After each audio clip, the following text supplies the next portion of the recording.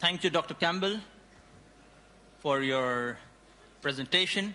Now we have Brother Sabil Ahmed presenting an introduction of our next speaker, Dr. Zakir Naik. Assalamu alaikum warahmatullah. It is my pleasure to introduce one of the best scholars of our time, Dr. Zakir Abdul Karim Naik, age 34 years old. He is the president of Islamic Research Foundation, Bombay, India. Though a medical doctor with professional training, Dr. Zakir Naik is known as a dynamic international orator on Islam and comparative religion. Dr. Zakir Naik clarifies Islamic viewpoints and clears misconceptions about Islam based upon the Quran, Hadith, and other religious scriptures, as well as adhering to reason, logic, and scientific facts. He is popular for his critical analysis and convincing answers to challenging questions posed by audiences after his public talks. In the last 4 years itself, Dr. Zakir Naik has delivered more than 400 public lectures worldwide, in addition to many public talks in India. He appears regularly on many international TV and satellite TV channels, programs in several countries of the world. He has authored books on Islam and comparative religion. He has also participated in several symposiums and dialogues with prominent personalities of other religious faiths. May I announce, after the talks by both the speakers and the response session, we would be having an open question and answer session. So those who have come late, kindly note we'll have questions on the mics followed by questions on index cards.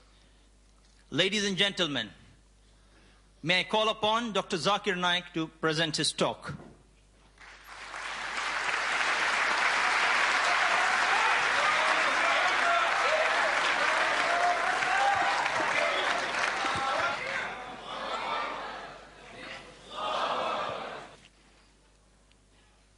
Alhamdulillah, wassalatu wassalam, ala rasulillah, wa ala ali wa sahbihi ajmain, amma ba'd. A'udhu billahi minash shaitanir rajim, bismillahir rahmanir rahim. Sanurihim ayatina fil afaqi, wa fi anfusihim, hatta yatabayyana lahum annahu al-haq, awalam yakfi bi rabbika, annahu ala kulli shay'in shahid. Bismillahir rahmanir rahim. Rabbi shrah li sadri, wa yassir li amri, Wahlul uqdatam min lisani yafqahu qawli. Respected Dr. William Campbell, Dr. Maracas, Dr. Jamal Badwi, Brother Samuel Noman, Dr. Muhammad Naik, my respected elders, and my dear brothers and sisters. I welcome all of you with the Islamic greetings. Assalamu alaikum wa rahmatullahi wa barakatuh. May peace, mercy, and blessings of Allah subhanahu wa ta'ala be on all of you. The topic of today's dialogue is the Quran and the Bible in the light of science. The glorious Quran is the last and final revelation which was revealed to the last and final messenger, Prophet Muhammad, peace be upon him. For any book to claim that it is a revelation from Almighty God, it should stand the test of time. Previously, in the olden days, it was the age of miracles. Alhamdulillah. The Quran is the miracle of miracles. Later on came the age of literature and poetry. And Muslims and non-Muslims alike, they claim the glorious Quran to be the best Arabic literature available on the face of the earth. But today is the age of science and technology. Let us analyze whether the Quran is compatible or incompatible with modern science. Albert Einstein said, science without religion is lame, and religion without science is blind. Let me remind you that the glorious Quran is not a book of science, S-C-I-E-N-C-E. It's a book of signs, S-I-G-N-S. It's a book of ayats. And there are more than 6,000 signs, ayats, in the glorious Quran, out of which more than 1,000 speak about science. As far as my talk regarding Quran and science is concerned, I will only be speaking about scientific facts which have been established. I will not be speaking about scientific hypotheses and theories which are based on assumption without any proof, because we all know many a times science takes U-turns. Dr. William Campbell, who wrote a reply to the book of Dr. Maurice Bucaille, The Quran, the Bible in the Light of History and Science, he says in his book that there are two types of approaches. One is a concordance approach, which means a person tries to bring a compatibility between the scripture and science. And the other is the conflict approach, in which a person tries to bring a conflict between scripture and science, like how Dr. William Campbell has done very well. But as far as the Quran is concerned, irrespective whether a person uses a conflicting approach or a concordance approach, as long as you're logical, and after a logical explanation is given to you, not a single person will be able to prove a single verse of the Quran in conflict with established modern science.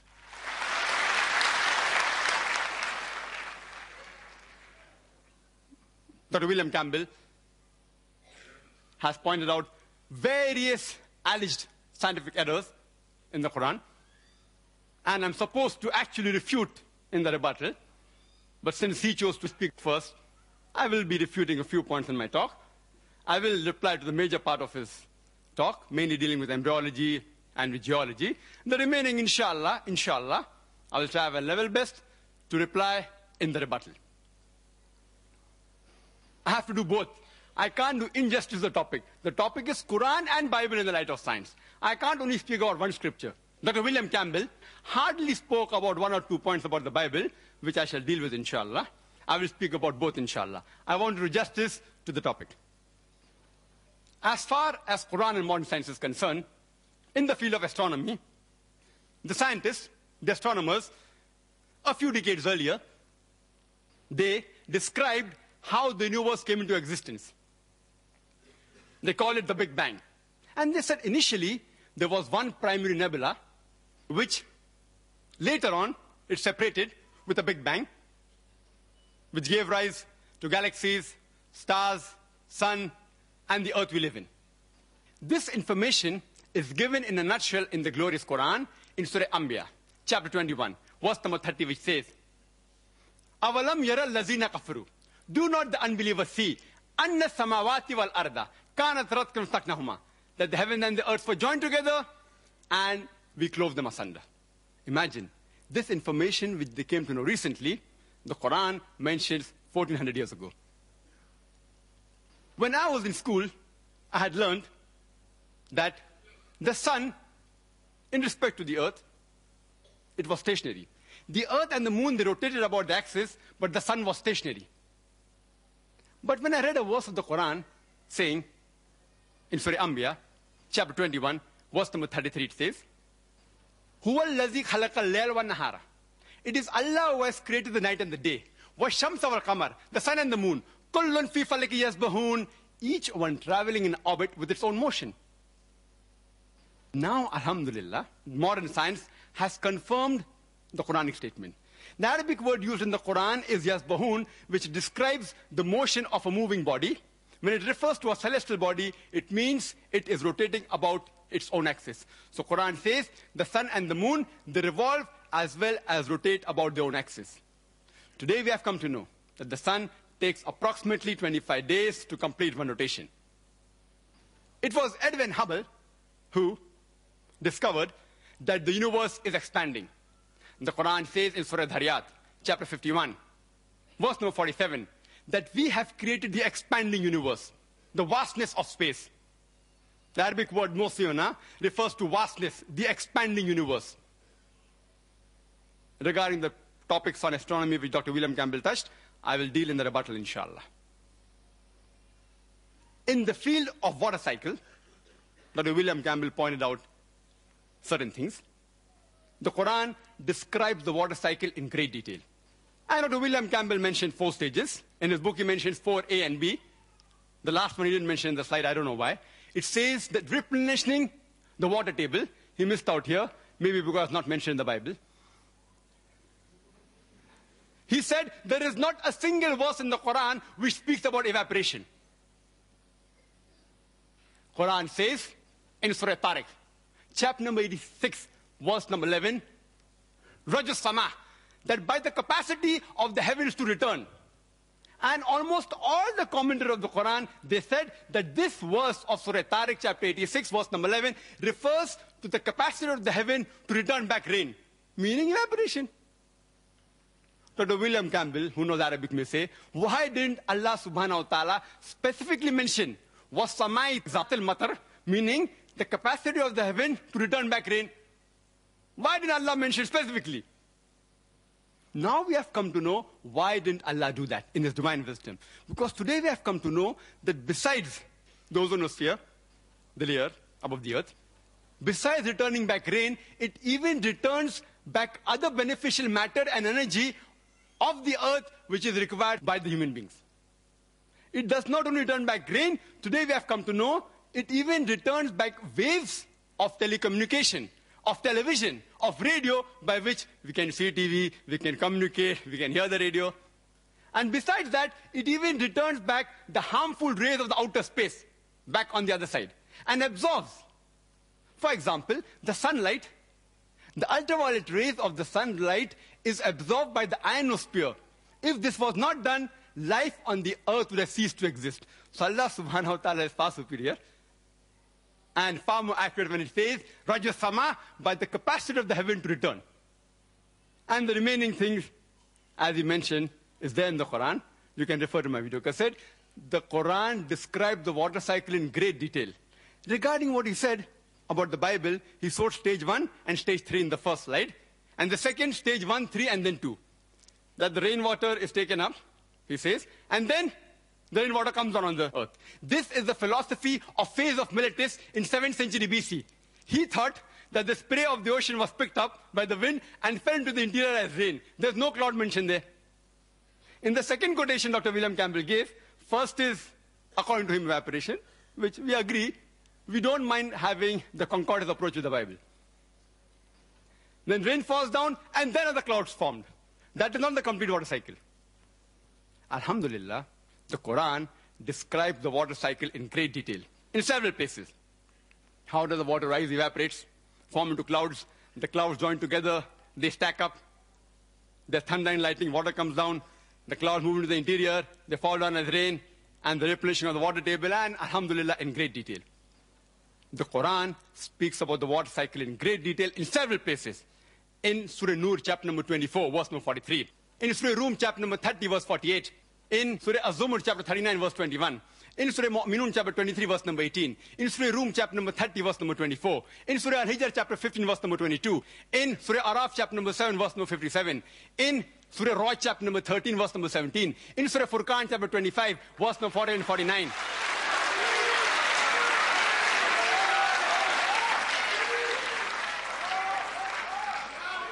In Surah Fatir, chapter number 35, verse number 9. In Surah Yasin, chapter 36, verse number 34. In Surah Jasha, chapter 45, verse number 5. In Surah Qaf, chapter number 50, verse number 9. In Surah Waqia, chapter number 56, verse number 16 and 17. In several places, Surah Mulk, chapter 67, verse number 30, the glorious Quran speaks about the water cycle in great detail. Dr. William Campbell spent maximum time on embryology, about half his talk, quite a lot on geology, and touched on other 6 topics. I've noted down. In the field of geology, we have come to know today, the geologists tell us that the radius of the Earth is approximately 3,750 miles. And the deeper layers, they are hot and fluid and cannot sustain life. And the superficial part of the Earth's crust which we live on, it is very thin, hardly 1 to 30 miles. Some portions are thicker, but majority 1 to 30 miles. And there are high possibility that this superficial layer, the Earth's crust, it will shake.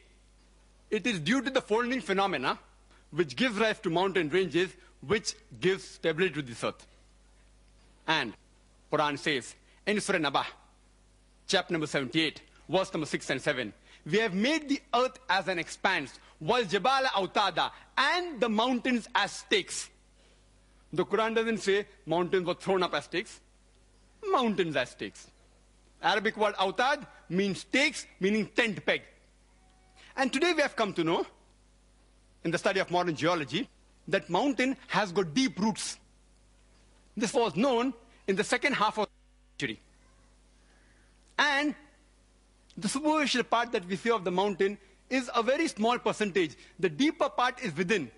Exactly like a stake, how it is driven in the ground. You can only see a small part on top, the majority is down in the ground. Or like a tip of the iceberg, you can see the tip on the top, and about 90% is beneath water.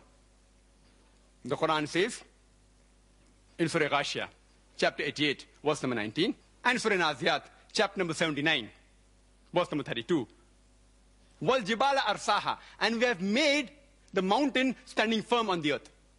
Made the mountain standing firm on the earth. Today, after modern geology has advanced, and Dr. William Campbell said that, by the theory of plate tectonics, it was propounded in 1960, which gives rise to mountain ranges. The geologists today do say that the mountains give stability to the earth. Not all geologists, but many do say. I have not come across a single geological book, and I challenge Dr. William Campbell to produce a single geological book, not his personal correspondence with the geologist. That doesn't carry weight. His personal correspondence with Dr. Keith Moore, documented proof. And if you read the book, The Earth, which is referred by almost all the universities in the field of geology, one of its authors by the name of Dr. Frank Press, who was the advisor to the former president of USA, Jimmy Carter, and was the president of the Academy of Sciences of USA, he writes in his book that the mountains are wedge-shaped, it has deep roots within, and he says that the function of the mountain is to stabilize the earth.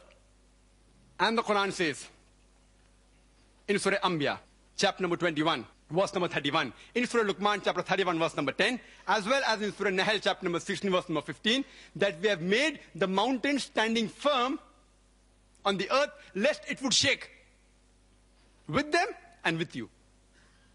The function of the mountain in the Quran is given to prevent the earth from shaking. Nowhere does the Quran say that the mountain prevents the earthquake. And Dr. William Campbell said, he writes in his book and even in the talk, that you find in the mountainous regions, there are various earthquakes, and mountains cause earthquake. Point to be noted, nowhere does the Quran say that mountain prevents earthquake. The Arabic word for earthquake, as Dr. William Campbell knows Arabic, is zilzal or zalzala. But the words used in these three verses I quoted, it is tamida. Tamida means to shake, to sway, to swing. And Quran says in Surah Luqman, chapter 31, verse number 10, as well as Surah Nahl, chapter number 16, verse 15, we have put on the earth mountain standing firm, lest it would shake with you. It is tamida bikum, shake with you, indicating if the mountains were not there, if you would have walked, if you would have moved, even the earth would have moved with you. If you would have swayed, even the earth would have swayed with you. And we know normally when we walk on the earth doesn't shake. And the reason for this is, according to Dr. Frank Press and Dr. Najjar, who's from Saudi Arabia, and he wrote a full book on geological concepts in the Quran, answering almost everything what Dr. William Campbell has said in detail.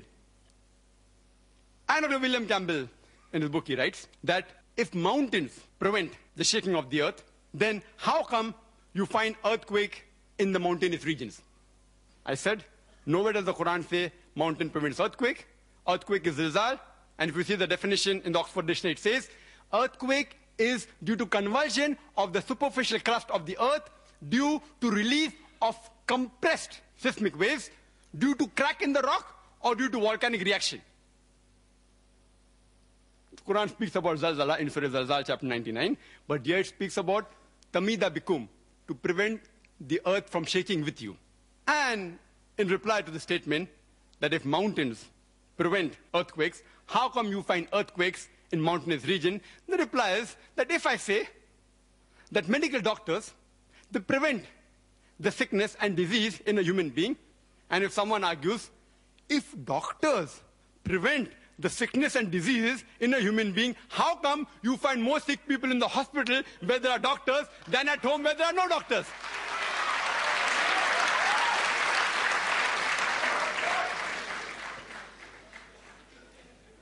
In the field of oceanology, the glorious Quran says in Surah Furqan, chapter 25, verse number 53, that it is Allah who has let free two bodies of flowing water, one sweet and palatable, the other salt and bitter. Though they meet, they do not mix. Between them there is a barrier which is forbidden to be trespassed. Quran says in Surah Rahman, chapter 55, verse number 19 and 20, Maraj al-Bahraini al-Takhyan, baynahuma barzakhun la yabghiyan. It is Allah who has let free two bodies of flowing water. Though they meet, they do not mix. Between them there is a barrier which is forbidden to be trespassed. Previously, the commentators of the Quran wondered, what does the Quran mean? We know about sweet and salt water, but between them there is a barrier. Though they meet, do not mix. Today, after advancement of oceanology, we have come to know that whenever one type of water flows into the other type of water, it loses its constituents and gets homogenized into the water it flows. There is a slanting, homogenizing area which the Quran refers to as barzakh, unseen barrier. And this has been agreed upon by several scientists, even of America, by the name of Dr. Hay. He's an oceanologist. And Dr. William Campbell writes in his book that it is an observable phenomena.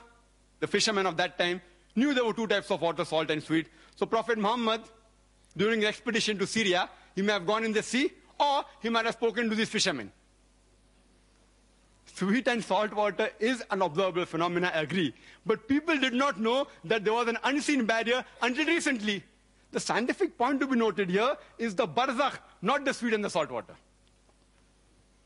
In the field of embryology, Dr. William Campbell spent approximately half of his talk on that. Time will not permit me to reply to every small things which are illogical. I'll just give a brief reply, which will be satisfactory, inshallah. And for more details, you can refer to my video cassette, Quran Modern Science, and my other cassettes on Quran and medical science. There were a group of Arabs who collected the data dealing in the Quran about embryology and the hadith dealing with embryology, and they presented it to Professor Keithmo, who was the chairman and the head of the Department of Anatomy in the University of Toronto in Canada. And at present, he's one of the leading scientists in the field of embryology. After reading the various translations of the Quran, he was asked to comment, and he said, most of the verses of the Quran and the Hadith are in perfect conformity with modern embryology. But there are a few verses which I cannot say that they are right. Neither can I say that they are wrong, because I myself don't know about it. And two such verses were the first two verses of the Quran to be revealed from Surah Iqra or Surah Alaq, chapter 96, verse number 1 and 2, which says, Iqra bismi rabbika alladhi khalaq. Khalaq al-insana min alaq. Read, recite, or proclaim in the name of thy Lord, who created the human beings from something which clings, a leech-like substance. Regarding Dr. William Campbell's statement that to analyze the meaning of a word, you have to see what was the meaning at that time when it was revealed, at that time when the book was written. And he rightly said that to analyze the meaning, you have to analyze the meaning at the time it was revealed and to the people who it was meant for. As far as this statement of his is concerned, regarding the Bible, I do agree with it totally, because the Bible was only meant for the children of Israel for that time. It's mentioned in the Gospel of Matthew, chapter number 10, verse number 5 and 6. Jesus Christ, peace be upon him, tells his disciples, go ye not in the way of the Gentiles. Who are the Gentiles? The non-Jews, the Hindus, the Muslims. But rather go to the lost sheep of the house of Israel. Jesus Christ, peace be upon him, said in the Matthew, chapter number 15, verse number 24, I am not sent but to the lost sheep of the house of Israel. So Jesus Christ and the Bible were only meant for the children of Israel. Since it was meant for them, to analyze the Bible, you have to use the meaning of the word which was utilized at that time. But the Quran was not meant only for the Arabs of that time. Quran is not meant only for the Muslims. The Quran is meant for the whole of humanity.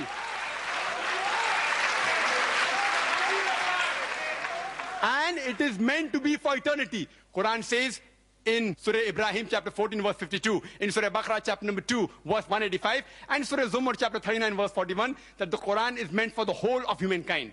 And Prophet Muhammad, peace be upon him, was not sent only for the Muslims or the Arabs. Allah says in the Quran in Surah Anbiya chapter number 21 verse number 107, وَمَا أَرْسَلْنَاكَ إِلَّا رَحْمَةً لِلْعَالَمِينَ, that we have sent thee as a mercy, as a guidance to the whole of humankind.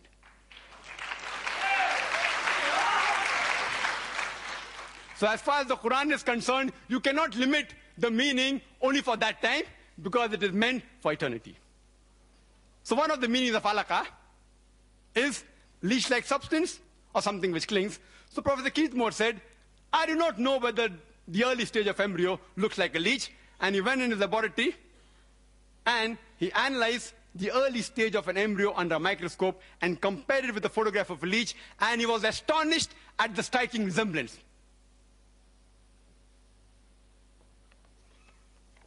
This is the photograph of a leech and human embryo. What Dr. William Campbell showed you is the other perspective of it. If I show this book, it looks like a rectangle. If I show you like that, it's a different perspective.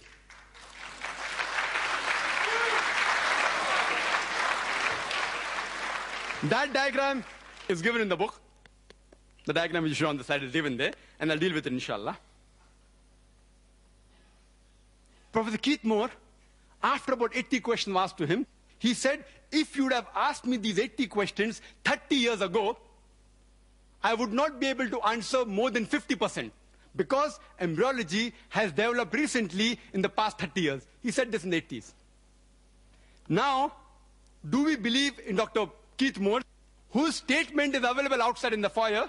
If video cassettes are available, this is the truth, Annaul Haq, recorded statement. So will you believe Dr. William Campbell's personal conversation with Professor Keith Moore?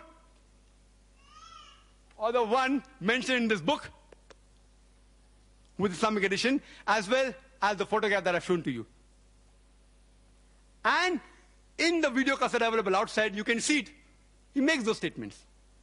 So you have to choose which is more logical. Personal discussion with Dr. William Campbell, or his statement on video, like how Dr. William Campbell showed my video. 100% proof what I said. Moon is reflected light. I'll come to it later on. And whatever additional information he got from Quran and Hadith, it was incorporated later into this book, The Developing Human, the 3rd edition. And this book got an award for the best medical book written by a single author in that year.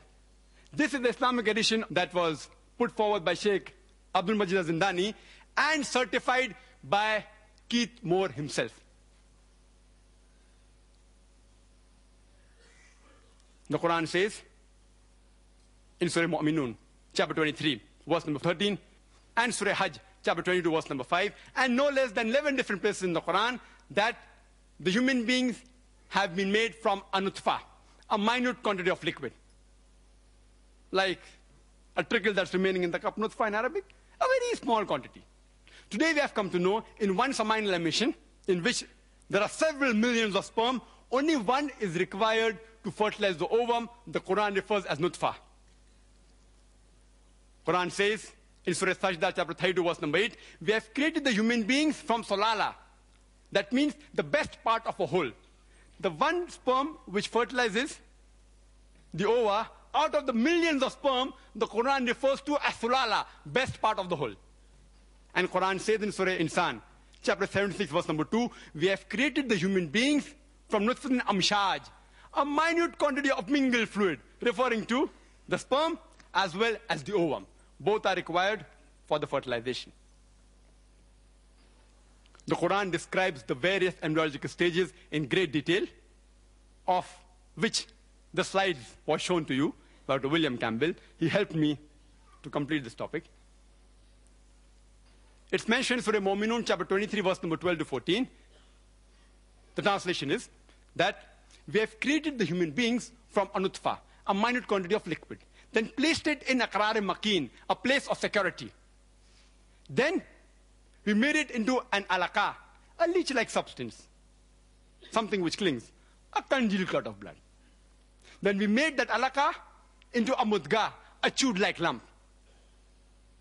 Then we made the mudga into idama, bones. Then clothed the bones with lahm, flesh. Then we made it a new creature. Blessed be Allah, who's the best to create. These three verses of the Quran speak about the various embryological stages in great detail. First, the nutfa, placed in a place of security, made into an alaqa. Alaqa has got three meanings.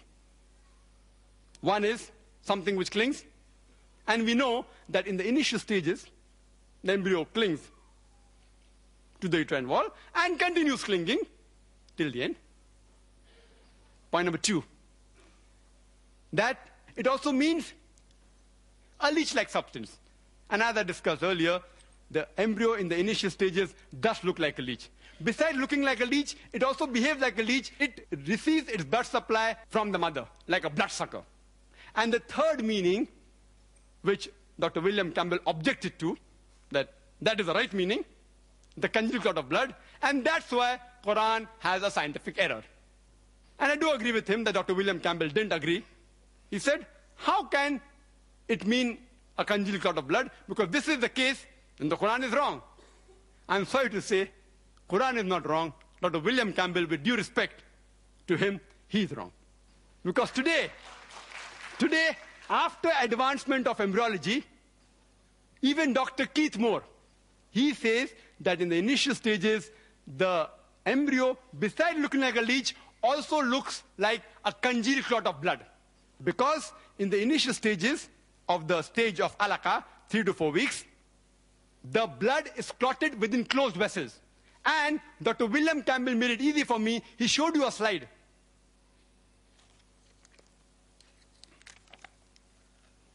It will be difficult for you to see, but this is the slide he showed you. This is exactly what Professor Keith Moore said looks like a clot, in which the blood is clotted within closed vessels, and during the third week of the embryo, the blood circulation doesn't take place. It starts later on. Therefore, it assumes the appearance of a clot. And even if you observe the conceptus, that's after abortion takes place, you can see it looks like a clot. Only one line answer is sufficient to answer all the allegations of Dr. William Campbell, is that the stages of the Quran, while it describes the embryological stages, is only based on appearance. Appearance.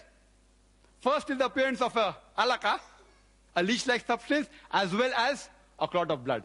And Dr. William Campbell rightly said that some ladies come and ask, please remove the clot. It does look like a clot. And the stages are based on appearance. It is created from something which appears like a clot, which appears like a leech, and is also something which clings. Then the Quran says we made that alaqa into a mudga, a chewed-like lump. Professor Keith Moore took plaster seal and bit between his teeth to make it look like a mudga. The teeth mark resembled the somites. Dr. William Campbell said, when the alaqa becomes a mudga, the clinging is yet there. It is there 8.5 months. So, the Quran is wrong. I told you in the beginning, the Quran is describing the appearance. The leech-like appearance and the clot-like appearance is changed to the chewed-like appearance. It yet continues to cling till the end. There's no problem. But the stages are divided on appearance, not on the function. Later on, Quran says, we made the mudga into izama, bones. Then clothed the bones with flesh. Dr. William Campbell said, and I do agree with him, that the precursors of the muscles and the cartilages, that is the bones, they form together. I agree with that. Today, embryology tells us that the primordia of the muscles and the bones, they form together between the 25th and the 40th day, which the Quran refers to as the stage of mudga. But they are not developed. They are not developed. Later on, at the end of the 7th week, the embryo takes form of human appearance, then the bones are formed. Today, modern embryology says the bones are formed after the 42nd day. And it gives an appearance of a skeletal thing. Even at this stage, when the bones are formed, the muscles aren't formed. Later on, after the 7th week and the starting of 8th week, are the muscles formed. So Quran is perfect in describing first alaqa, then mudga, then izaman, then clothed with flesh. And when they form, the description is perfect. And Professor Keith Moore said that the stages that how it is described in modern embryology, stage 1, 2, 3, 4, 5, it's so confusing. The Quranic stage on embryology, describing on the base of appearance and the shape, is far more superior. Alhamdulillah. Therefore he said that I have no objection in accepting that Prophet Muhammad is the messenger of God and that this glorious Quran has to be a divine revelation from Almighty God. It's mentioned in Surah Nisa, chapter number 4, verse 56. It speaks about pain. Previously, the doctors, they thought that the brain was only responsible for feeling of pain. Today we have come to know, besides the brain, there are certain receptors in the skin which are responsible for feeling of the pain, which we call as pain receptors. Quran says in Surah Nisa, chapter 4, 56, that as to those who reject our signs, we shall cast them into the hellfire, and as often as their skins are roasted, we shall give them fresh skin so that they shall feel the pain. Indicating there is something in the skin refers to as pain receptors. Professor Tagrat Akashan, who is the head of the Department of Anatomy in Chiang Mai University in Thailand, only on the basis of this one verse, he proclaimed the Shahada in the 8th Medical Conference in Riyadh and said, La ilaha illallah Muhammad Rasulullah, that there's no God but Allah and Prophet Muhammad, peace be upon him, is the messenger of Allah. I started my talk by quoting the verse of the glorious Quran from Surah Fussilat chapter 41, which says, Sanurihim ayatina fil afaqi wa fi anfusihim hatta yatabayyana lahum annahu al-haq awalam yakfi bi rabbika annahu ala kulli shay'in shaheed, that soon we shall show them our signs in the furthest region of the horizons and into their soul until it is clear to them that this is the truth. This one verse was sufficient to prove to Dr. Tagrat Akashan that Quran is a divine revelation. Some may require 10 signs. Some may require 100. Some, even after 1,000 signs are given, they will not accept the truth. Quran calls such people as, in Surah Baqarah chapter 2 verse number 18, Summum, Bukmun, Umyun Fahum La Yarjiun, the deaf, the dumb, the blind, they will not return to the true path. The Bible says the same thing in Gospel of Matthew, chapter number 13, verse number 13, seeing they see not, hearing they hear not, neither will they understand. And regarding the other parts of embryology, I will deal in my rebuttal, inshallah, if time permits. I have to do justice to the other part also, regarding Bible and the right of science. At the outset, let me tell you that Quran says in Surah Ra'd, chapter 13, verse 38, that we have given several revelations. By name, only 4 are mentioned: the Torah, the Zabur, the Injil, and the Quran. The Torah is the Wahi, the revelation, which was given to Moses, peace be upon him. The Zabur is the Wahi, which was given to David, peace be upon him. The Injil is the Wahi, the revelation, which was given to Jesus, peace be upon him. And Quran is the last and final revelation, which was given to the last and final messenger, Prophet Muhammad, peace be upon him. Let me make it very clear to everyone that this Bible, which the Christians believe to be the word of God, is not the Injil which we Muslims believe was revealed to Prophet Jesus, peace be upon him. This Bible, according to us, it may contain the words of God, but it also contains words of prophets, words of historians. It contains absurdities, obscenity, as well as innumerable scientific errors. If there are scientific points mentioned in the Bible, there are possibilities. Why not? It may be part of the word of God in the Bible. But what about the scientific errors? What about the unscientific portion? Can you attribute this to God? I want to make it very clear to my Christian brothers and sisters The purpose of my presentation on Bible and science is not to hurt any Christian's feeling. If while presenting, if I hurt your feelings, I do apologize in advance. The purpose is only to point out that a God's revelation cannot contain scientific errors. As Jesus Christ, peace be upon him, said, search ye the truth, and the truth shall free you. You have the Old Testament, you have the New Testament. Now you should follow the last and final testament, which is the glorious Quran. As far as Dr. William Campbell is concerned, I can be more liberal with him because he has written a book, Quran, Bible in the Light of History and Science. He has given a presentation and he's a medical doctor. I don't have to be very formal with him. As far as the other Christian brothers and sisters are concerned, I apologize if I hurt your feelings during the presentation. Let's analyze what does the Bible say about modern science. First, we'll deal with astronomy. The Bible speaks about the creation of the universe. In the beginning, first book of Genesis, first chapter, it's mentioned. It says, Almighty God created the heavens and the earth in 6 days and talks about an evening and a morning, referring to a 24-hour day. Today, scientists tell us that the universe cannot be created in a 24-hour period of 6 days. Quran too speaks about 6 ayyams. The Arabic word singular is yom, plural is ayyam. It can either mean a day of 24 hours or it is a very long period, an eon, an epoch. Scientists say we have no objection in agreeing that the universe, it could have been created in 6 very long periods. Point number 2. Bible says in Genesis chapter number 1, verse 3 and 5. Light was created on first day. Genesis chapter 1, verse 14 to 19. The cause of light, stars, and the sun, etc., was created on fourth day. How can the cause of light be created on the fourth day later than the light which came into existence on the first day? It's unscientific.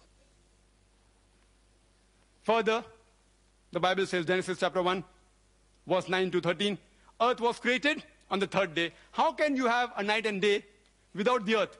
The day depends upon the rotation of the earth. Without the earth created, how can you have a night and day? Point number 4. Genesis chapter number 1, verse 9 to 13 says, earth was created on third day. Genesis chapter 1, verse 14 to 19 says, the sun and the moon was created on the fourth day. Today, science tells us that earth is part of the parent body, the sun. It cannot come into existence before the sun. It's unscientific. Point number 5.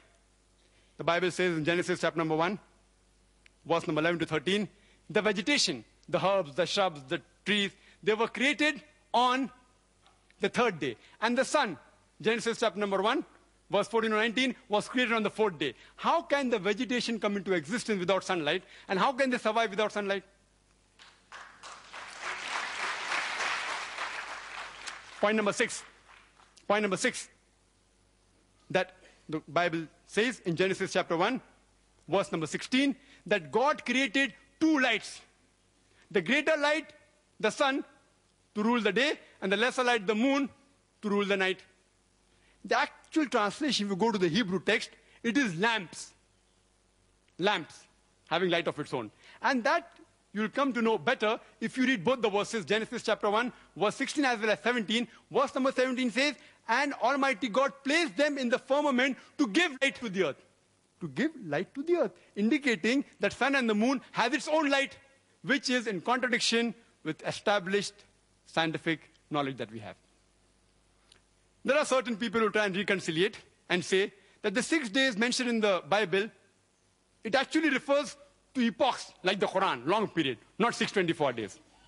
It's illogical. You read the Bible, evening, morning, it clearly states 24 hours, it indicates. But even if I use a concordance approach, well, no problem.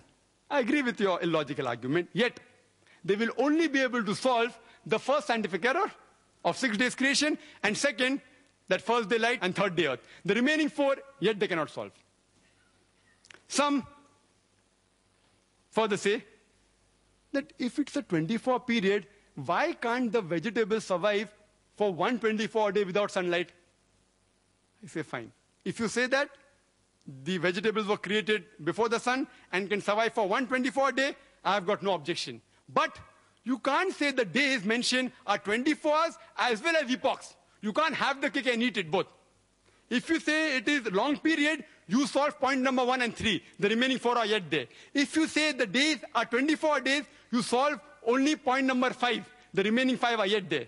It becomes unscientific. I leave it to Dr. William Campbell, whether he wants to say it is long period and say that there are only 4 scientific errors, or say it is a 24 days and say there are only 5 scientific errors in the creation of the universe. Regarding the concept of Earth, there are various scientists who have described how will the world end. Hypothesis. Some may be right, some may be wrong. But either the world will perish or the world will live forever. Both cannot take place simultaneously. It's unscientific. But this is exactly what the Bible says. It's mentioned in the Bible. In the book of Hebrews, chapter number 1, verse number 10 and 11. And in the book of Psalms, chapter number 102, verse number 25 and 26, that Almighty God created the heavens and the earth, and they will perish. Exactly opposite is mentioned in the book of Ecclesiastes, chapter number 1, verse number 4, and the book of Psalms, chapter number 78, verse number 69, that the earth will abide forever. I leave it to Dr. William Campbell to choose which of the 2 verses are unscientific. The first pair or the second pair. One has to be unscientific. Both cannot take place. The world cannot abide forever as well as perish. It's unscientific. Regarding the heavens, the Bible says in Job chapter 26 verse 11 that the pillars of the heaven will tremble. Quran says in Surah Luqman chapter 31 verse number 10 that the heavens are without any pillars. Don't you see it? Don't you see the heavens are without any pillars? Bible says heaven has got pillars. Not only do the heavens have got pillars, Bible says in the first book of Samuel, chapter number 2, verse number 8, as well as the book of Job, chapter number 9, verse number 6, and the book of Psalms, chapter number 75, verse number 3, that even the earth have got pillars. In the field of diet and nutrition, let's analyze what does the Bible say. The Bible says in the book of Genesis, chapter number 1, verse number 29, that God has given you all the herbs bearing seeds, the trees bearing fruits, those that bear seed, as meat for you. New International Version says the seed-bearing plant and the trees bearing fruits, bearing seeds are food for you, all of them. Today, even a layman knows that there are several poisonous plants like wild berries, strychnine, datura, plants containing alkaloid, oleander, buckipod, that which if you ingest, if you eat, there are high possibilities you may die. How come the creator of the universe and human beings doesn't know that if you have these plants you will die? I hope Dr. William Campbell doesn't give this vegetarian diet to his patients. The Bible has a scientific test how to identify a true believer. It's mentioned in the Gospel of Mark, chapter number 16, verse number 17 and 18. It says that there will be signs for true believers, and amongst the signs, in my name, they shall cast out devils. They shall speak foreign tongues, new tongues. They shall take up serpents. And if they drink deadly poison, they shall not be harmed. And when they place their hand over the sick, they shall be cured. This is a scientific test. In scientific terminology, it's known as the confirmatory test for a true Christian believer. In the past 10 years of my life, I have personally interacted with thousands of Christians, including missionaries. I have not come across a single Christian who has passed this confirmatory test of the Bible. I have not come across a single Christian who took poison. I have not come across any who took poison and who has not died. And in scientific terminology, this is also called as a falsification test. That means if a false person tries and does this test, takes poison, he will die. And a false person will not dare attempt this test. If you are not a true Christian believer, You will not dare attempt this test. Because if you try and attempt the falsification test, you will fail. So, a person who is not a true Christian believer will never attempt this test. I have read the book, the Quran, the Bible in the light of history and science, written by Dr. William Campbell. And I assume that he is a true Christian believer. And at least I would like him to confirm to me about the falsification test.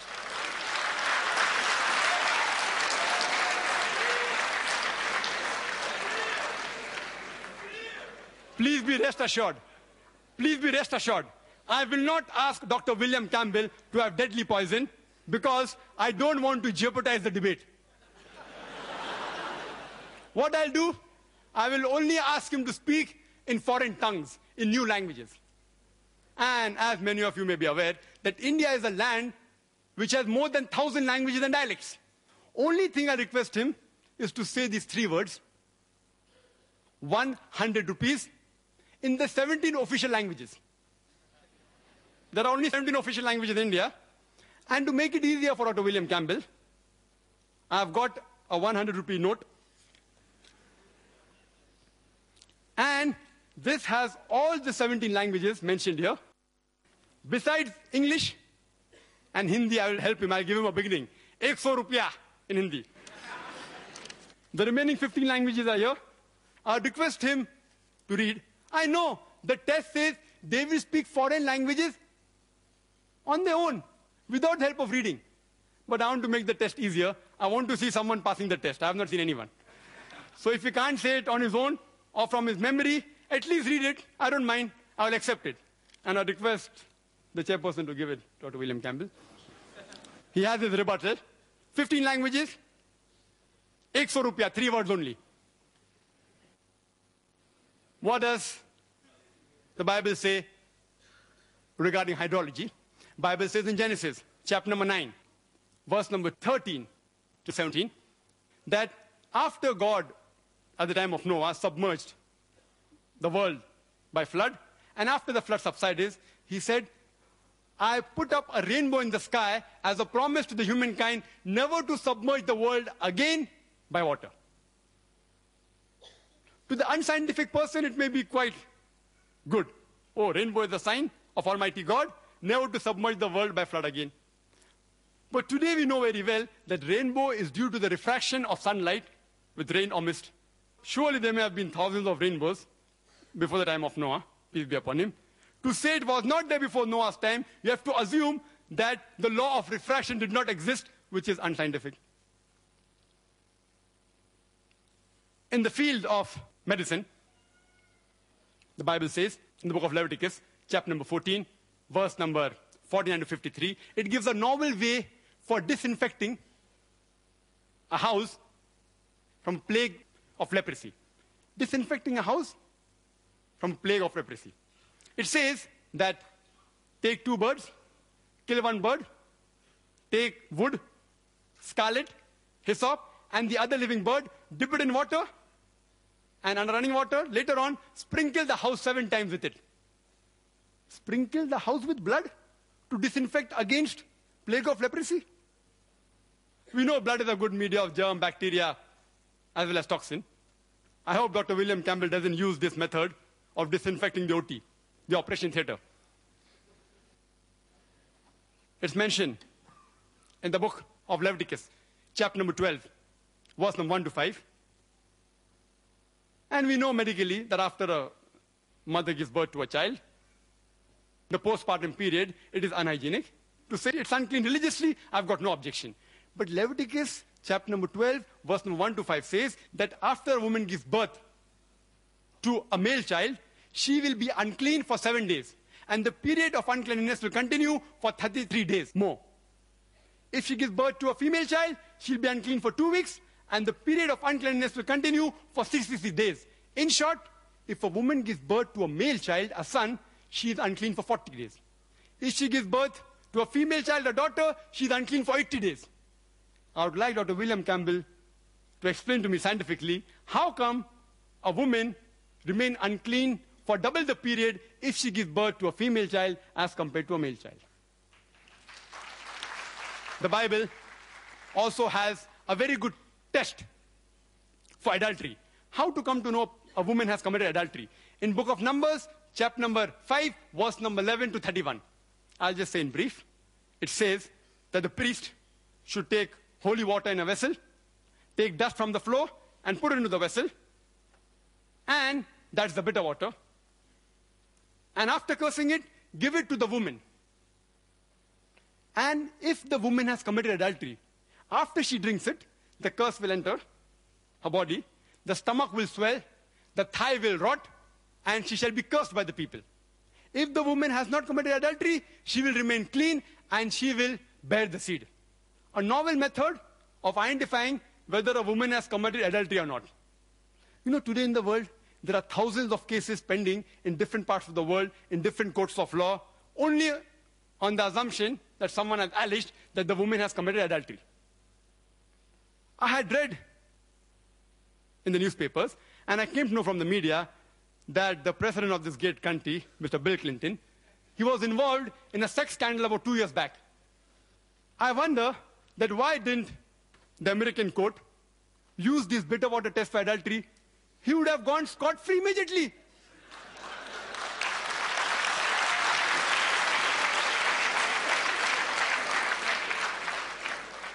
Why didn't the Christian missionaries of this great country, especially those who are in the medical field, like my respected Dr. William Campbell, use this bitter water test to bail out their president immediately? Mathematics is a branch which is closely associated with science, with which you can solve problems, etc. There are thousands of contradictions in the Bible. Hundreds deal with mathematics. I'll just touch on few of them. It's mentioned in Ezra chapter number 2, verse number 1, and Nehemiah chapter number 7, verse number 6, the context, that when the people returned from exile from Babylon, when King Nebuchadnezzar of Babylon, when he released the men from Israel, they came back from captivity, and the list of the people are given. The list is given in Ezra chapter number 2, verse number 2 to 63, and Nehemiah chapter number 7, verse number 7 up to 65. The list is given with the names as well as number of people released. In these 60 verses, there are no less than 18 times the name is exactly the same, but the number is different. There are no less than 18 contradictions in less than 60 verses of scriptures.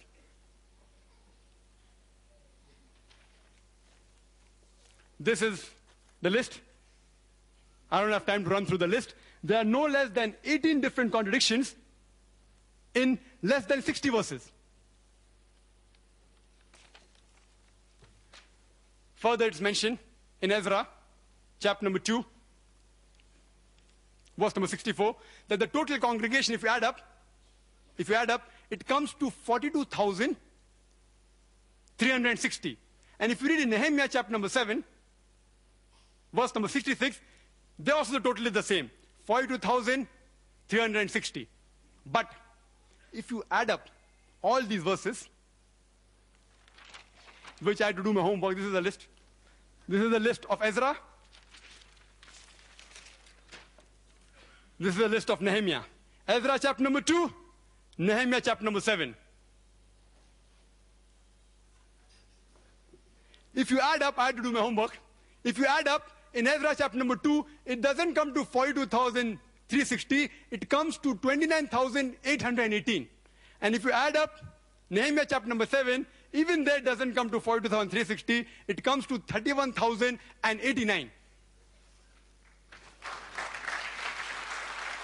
The author of the Bible, presumed to be Almighty God, does not know simple addition. If you give this problem even to a person who's passed elementary school, he'll be able to get the right answer. If you add up all the 60 verses, it's so easy. Almighty God didn't know adding Nauz Billah, if we presume that this is the word of God. Further, if we read in Ezra chapter number 2, verse number 65, it says there were 200 singing men and women. Nehemiah chapter number 7, verse 67, there were 245 singing men and women. Were they 200 or were there 245 singing men and women? Context is the same, a mathematical contradiction. it's mentioned in the 2 Kings, chapter number 24, verse number 8, that Joachim was 18 years old when he began to reign Jerusalem. And he reigned for 3 months and 10 days. 2 Chronicles, chapter number 36, verse number 9 says that Joachim was 8 years old when he began to reign, and he reigned for 3 months, 10 days.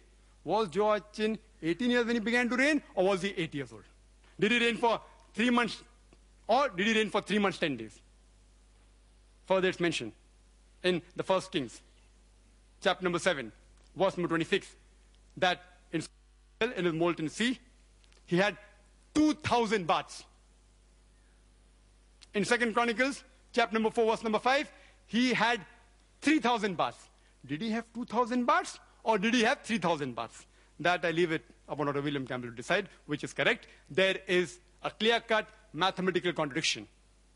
Furthermore, it's mentioned in the 1 Kings, chapter number 15, verse number 33, that Baasha, he died in the 26th year of reign of Asa.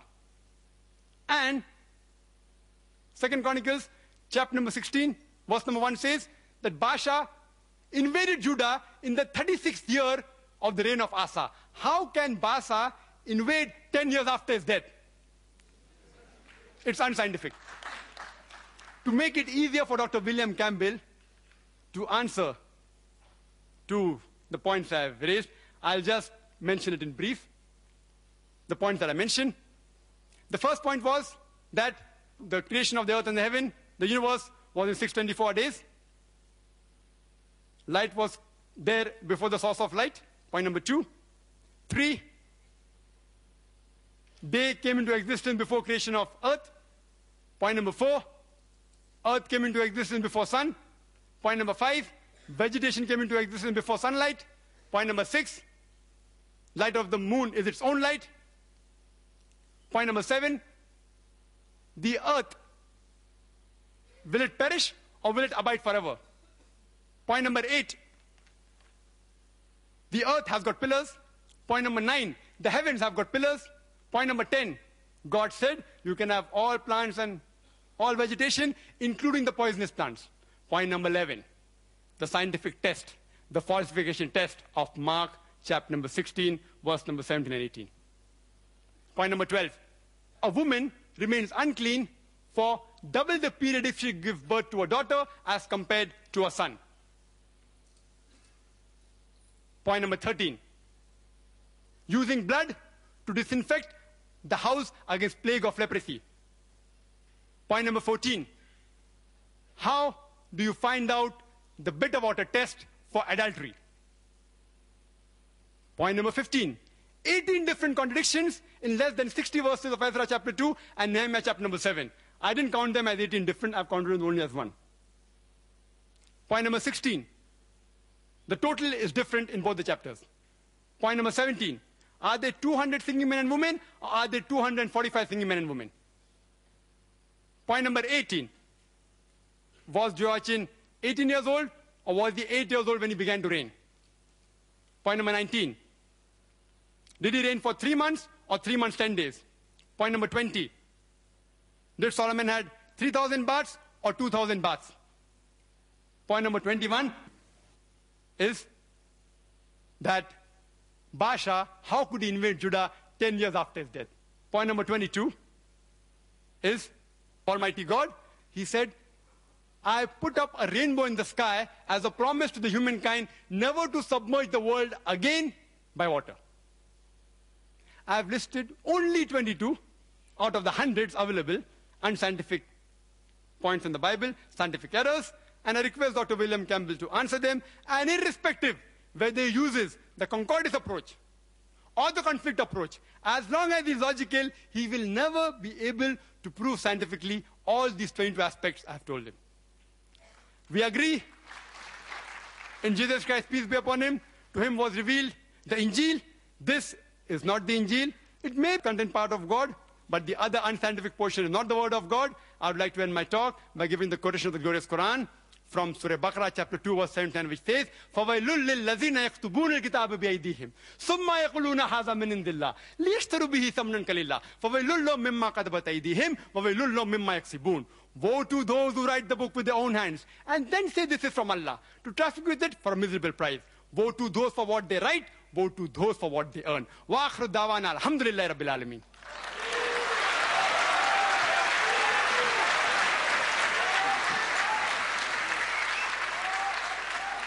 I would request our audience to bear with us and maintain a due decorum for the continuation of the dialogue.